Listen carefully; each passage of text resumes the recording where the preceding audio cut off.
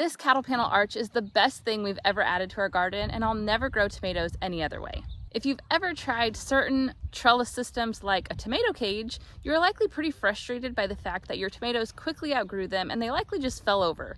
And I've tried so many different methods for trellising our tomatoes over the years, but I've never had anything that really worked that well. I've always wanted something that was sturdy, that would support the plants throughout the entire growing season, that was easy to tie plants to, and most of all, that didn't take that much work and time. I have a lot of tomato plants, and there are certain methods out there like the string method that allows you to grow a single stick tomato perfectly upright, but that requires a lot of pruning and a lot of time constantly tying your plants to the string. And at the time of recording this video, I don't have the video up about showing how we built this cattle panel arch. That video is coming, and when it is available, it'll be in the description below. But this arch is not just great for tomatoes, it's great for so many other things in my garden. So I'm gonna walk you through my 3 favorite features of this cattle panel arch, and then I'm gonna give you 3 planting tips for your tomatoes that will help you to have success all season long. So my first favorite feature is that there are so many other crops that you can grow on this cattle panel arch.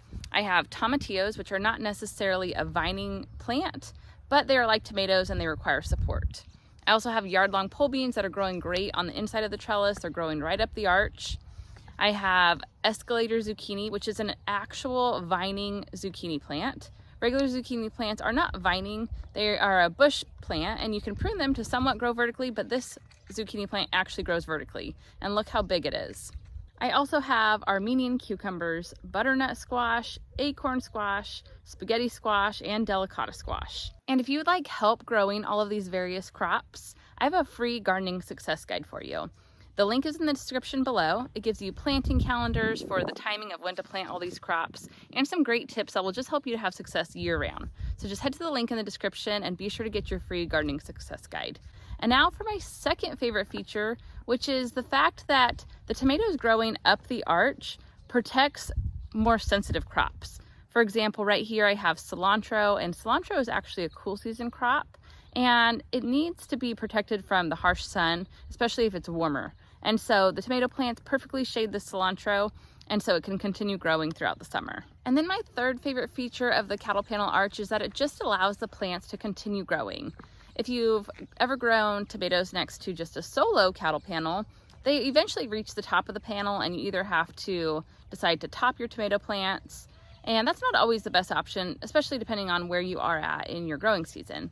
But the cattle panel arch just allows the tomatoes to keep on growing, and eventually they're just gonna provide more shade for the crops that I have growing beneath the plants that need some more shade anyways. And now let's get into the 3 tomato planting tips that I think are best, especially if you're growing along a cattle panel arch. And tip number 1 is to give your plants plenty of space at planting time.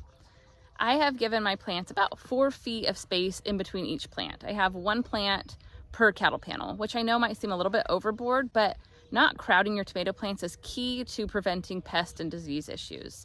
And you can see that even though my plants are well spaced out, they are still growing into each other, and the plants have gotten really big and they're growing so healthy. And then tip number 2 is to tie your plants to the cattle panel arch when the plants are about 18 to 24 inches tall. This gets them connected to the cattle panel right from the start, and then as the plants grow another foot or 2, attach them to the trellis again. At this point you might have multiple leading stems, so just attach all of the leading stems to the cattle panel arch. There were a few days early on in the season when I was constantly spending time attaching all of these plants to the cattle panel arch, but as they've gotten bigger, it's just gotten easier and easier. It's just a branch here or there that I find that I have to attach to the arch, but it's been really simple to keep up with. And tip number 3 is to prune sparingly. I like to prune off bottom branches that are touching the soil, and occasionally some other branches to open up the plants to provide better airflow, but for the most part I don't prune very much. I just give my plants plenty of space at planting time. But if you head to this next video, or just head to the link in the description, I'll link to the video there as well,